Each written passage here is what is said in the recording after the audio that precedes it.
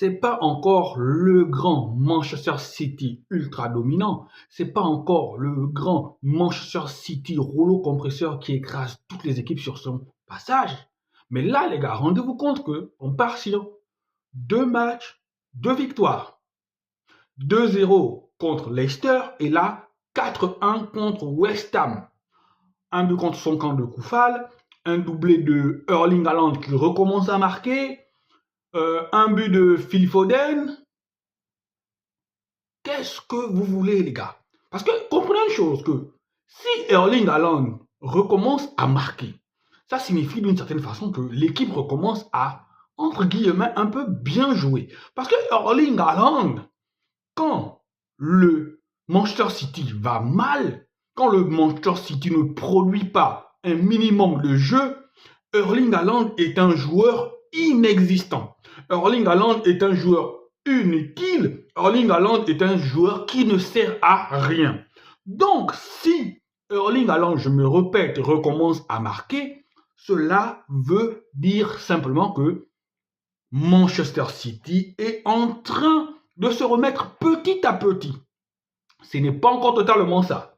Mais ça vient, c'est en train de venir, c'est une bonne chose. Et paradoxalement, ce Manchester City-là se remet petit à petit en forme dans ce mois de janvier. Et vous voyez bien là où je veux en venir.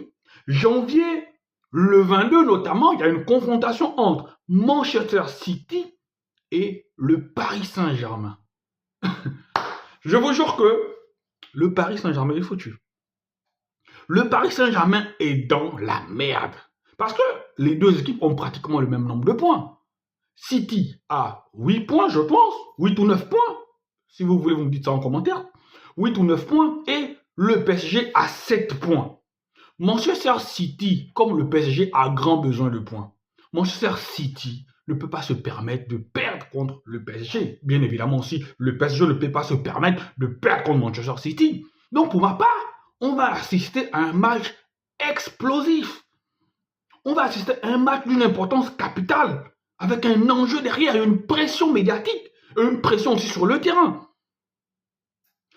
J'ai souvenir que lorsque le PSG a eu à jouer toujours des matchs couperets, le PSG, parfois, s'est chié dessus, mais vraiment royalement. Est-ce que les joueurs du PSG, qui en Ligue des Champions, face aux gros, n'ont pas montré un visage reluisant, face aux gros, n'ont pas montré une supériorité, une domination, face aux gros, leurs joueurs emblématiques, leurs joueurs qui devaient porter le flambeau, à l'instar de Ousmane Dembélé et Bradley Barcola, n'ont pas été à la hauteur? Est-ce qu'ils vont se révéler à la hauteur? Et jusqu'à présent encore, je pense que le PSG, à moins que je me trompe, le PSG n'a pas toujours pris un 10, un 9 plutôt. Est-ce que Luis Enrique qui décide de faire confiance maintenant à Ramos? On verra bien. Mais je dis, le Manchester City se réveille au bon moment. Et un réveil de Manchester City signifie que la tâche sera plus ardue pour le PSG. Ah oui, il faudra que le PSG élève son niveau de jeu. Il faudra que le PSG fasse un match d'une autre nature, d'une autre qualité. C'est aussi simple que ça.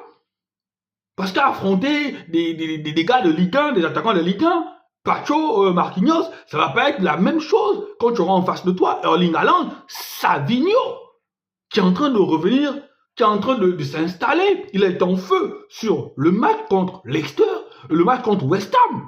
C'est un véritable poison. Donc, Manchester City revient très bien et par derrière, on a un Chelsea qui stagne, un Chelsea qui n'avance plus, un Chelsea qui est en train de regresser. Chelsea était deuxième, là, Chelsea se retrouve quatrième avec 36 points. Déjà, Arsenal a déjà, et deuxième avec déjà pratiquement 4 points d'avance sur ce Chelsea-là. Ce Chelsea-là a perdu contre Ipswich Town, les gars. Et après, il vient de faire match nul contre, je pense, contre Fulham. Chelsea est en train de régresser, Chelsea est en train de stagner, Chelsea est en train de faire du Chelsea. Mais je pense que l'objectif pour Chelsea, ce n'est pas le titre. Non, loin de là. Ce n'est pas le titre pour Chelsea. Je pense que pour Chelsea, l'objectif, c'est d'accrocher les places européennes. Une Ligue des Champions, si possible, c'est prestigieux. Ce qui est bien dans tout ça, c'est que Cole Palmer survole dans cette équipe-là, surnage dans cette équipe-là.